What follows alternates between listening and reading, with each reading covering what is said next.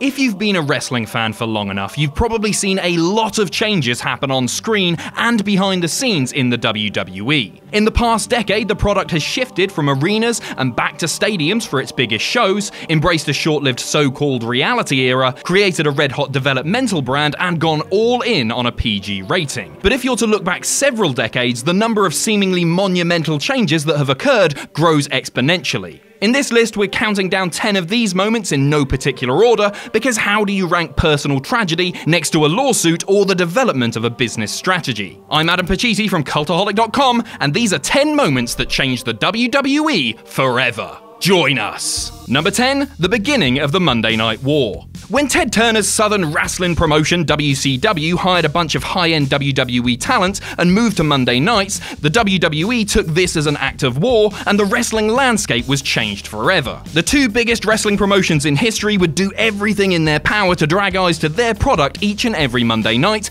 with WCW revolutionizing how wrestling was presented and broadcast. From night one, Bischoff and company made it clear that they were intent on challenging the comfortable dominance of their northeastern neighbors. But once the New World Order was founded, everything exploded. The WWE had to oust the so-called new generation for a more adult, self-aware product we'd come to understand as being the Attitude Era, and would embrace the talents of the likes of Stone Cold Steve Austin, Triple H, and The Rock to present a more youthful product. In doing so, the company racked up their highest ever merchandise sales and record high income towards the end of the century, even going so far as to be put on the New York Stock Exchange at the height of their powers. All of this and everything we now know as being the juggernaut that is the WWE came from that one decision made by the Turner Network television executives and WCW to air a weekly show on Monday nights and therefore begin the Monday Night Wars. Number 9, embracing PG. Perhaps more relevant to the fans of today than the Monday Night Wars is the change of direction the WWE took in the late 2000s towards being a PG product.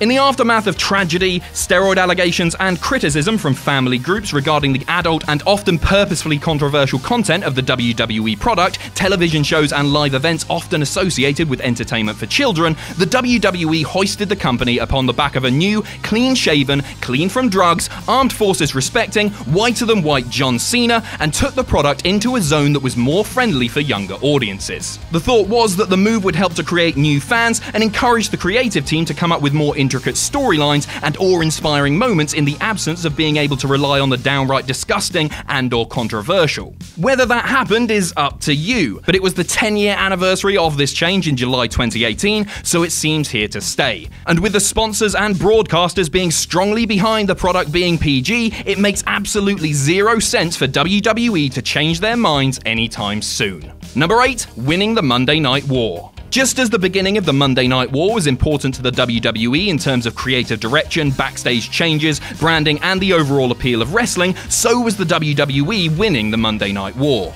In many ways, Vince McMahon's purchasing of long-term on-screen rival brand WCW in the aftermath of the AOL Time Warner merger that saw Ted Turner ousted from power at his own broadcasting channel signified the end of professional wrestling as a massive pop culture phenomenon. I mean, wrestling wasn't dead, but it did seem to go into some kind of meditative state for a while as audiences grew tired of the repetitive nature of WWE's product and the lack of any legitimate alternative. In many ways, the on-screen and live event product is still recovering from the sigh of relief the company took in the aftermath of the war, which just about says it all. Number 7, the death of Owen Hart. Tragedy and wrestling are two things that, unfortunately, go hand in hand. But rarely has there been such a tragedy as a death in the ring, and never has there been one so unfortunate as Owen Hart's death at Over the Edge 1999. It was a moment that shook the world to its core. Playing a superhero-inspired character called the Blue Blazer at the time, Hart was due to be lowered to the ring from the rafters at the pay-per-view,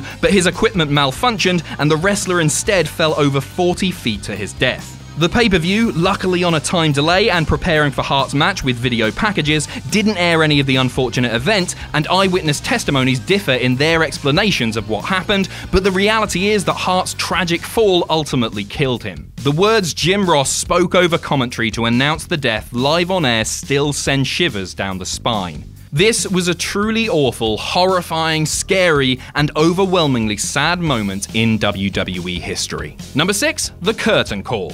Known as the day kayfabe died, the now infamous curtain call between the 4 centermost members of the Kliq, Shawn Michaels, Scott Hall aka Razor Ramon, Triple H and Kevin Nash aka Diesel, was so shocking that it was given its own title and has subsequently become one of the most talked about moments in WWE history. At the time, during the summer of 1996, kayfabe was well and truly still alive. The new generation was filled with cartoon characters and over-the-top personas, but the wrestlers were, for the most part, actually forbidden from being seen in public together if they were feuding, and it was almost impossible to imagine a heel and babyface even traveling with one another, never mind acting in cahoots with one another in a WWE ring. So when the 4 men in question hugged in the center of the squared circle at a show from what many, including Vince McMahon, consider to be the WWE's home arena of Madison Square Garden in front of 20,000 people, it was seen as an act so disgusting by old-school wrestling folk that many thought Michaels and Triple H should be fired, given that Nash and Hall were already on their way out the door. Number 5, Chris Benoit's double murder-suicide. On the 25th of June 2007, the world was shocked to hear of the death of active wrestler and WWE main eventer Chris Benoit. Benoit, who had missed the previous night's pay-per-view without explanation, was found dead in his home by police. A tribute show was chosen to replace the scheduled broadcast of Monday Night Raw. On the 26th of June 2007, it was revealed that foul play was suspected in the Benoit case, and it quickly became apparent that Benoit had murdered his wife and his child before killing himself. That night, Vince McMahon addressed the WWE audience, telling the world that Benoit's name would never be mentioned again in the company. The tragedy, which truly struck everyone close to wrestling, brought up a lot of questions regarding WWE's wellness policy and the safety of wrestling as a performance art. The WWE ended up suspending countless active wrestlers linked to a steroid investigation, and even released a few, including 6-time world champion Booker T.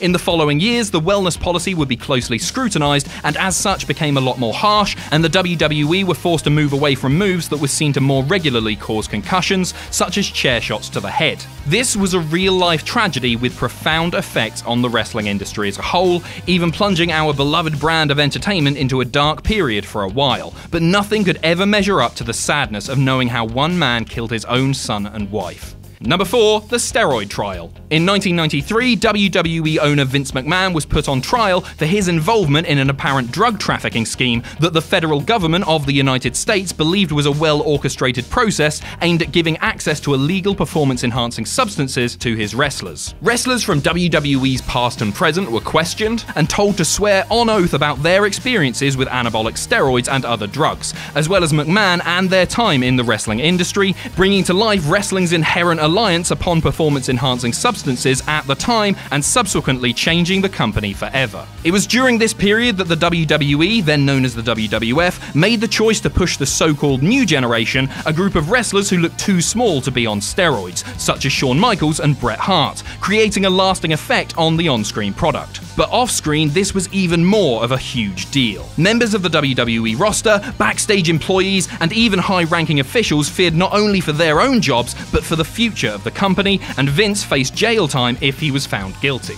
After a lengthy trial and millions of dollars spent on his defense, Vince was found not guilty and cleared of all major charges. A collective manly sigh of relief was heard coming from WWE headquarters that day, that's for sure. Number 3, Rock and Wrestling. You've seen the WWE documentaries about it, you've heard the podcasts. The creation of Rock and Wrestling, and therefore WrestleMania, was Vince McMahon's trump card. The gamble that would either make or break him as a wrestling promoter, either the beginning of something new and altogether more large and successful, or the beginning of the end for the WWE. Embracing the new format of closed-circuit television, pay-per-view, Vince aimed to put on a show so big that even non-wrestling fans would pay to see it. As a result, WrestleMania was born. Broadcasted from Madison Square Garden, where else, Vince brought together A-list celebrities such as Mr. T, Cyndi Lauper, Muhammad Ali, and even Liberace, pairing them alongside his A-list talent such as Hulk Hogan, Roddy Piper, and Macho Man Randy Savage. To promote the event, he embraced what's now known as Rock and Wrestling in conjunction with the hot new channel of the day, MTV, and it all paid off with WrestleMania attracting 250,000 buys. This ensured the McMahon empire not only broke even, but also made a profit, birthing the modern-day pay-per-view concept and the granddaddy of them all itself, WrestleMania. Oh, what it must have been like to see Vince so ahead of the curve of pop culture. Number 2, Vince buys out his father. In 1982, Vincent Kennedy McMahon bought the WWF from his father Vincent James McMahon and went about deconstructing the world of professional wrestling as it once was into what it is today. Once the Northeastern Territory of the National Wrestling Alliance, Vince Jr.'s purchase came with a promise to his father to never drive other wrestling promoters out of business. It was a handshake agreement out of touch for the cutthroat world of 80s big business, and ultimately one that meant nothing. Vince Jr. bought up the best talent due to his territory grabbing the biggest gates at, you guessed it, Madison Square Garden, and then he bought out the other promotions. If they didn't sell to him, he'd drive them out of business. It was that simple. It essentially killed the National Wrestling Alliance and established the WWF as the centerpiece of professional wrestling, making Vince's business the first national wrestling company in an age of national television, ensuring the business's success at the cost of loyalty and tradition. It was the biggest business move Vince ever made, apart from this one. Number 1, WWE goes public. Here comes the money.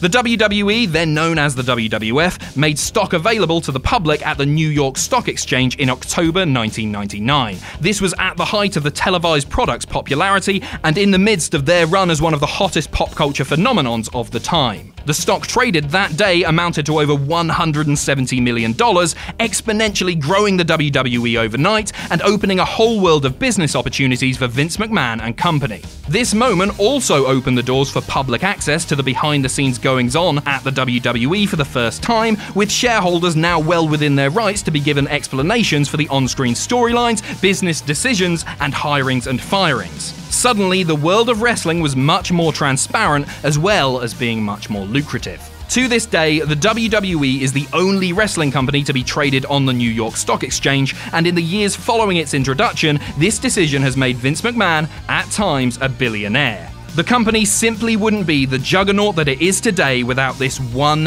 huge moment. So that's our list. Let us know what you think in the comments below, and you can follow me on Twitter here. If you enjoy what we do here at Cultaholic, you can pledge to our Patreon. That's patreon.com/cultaholic.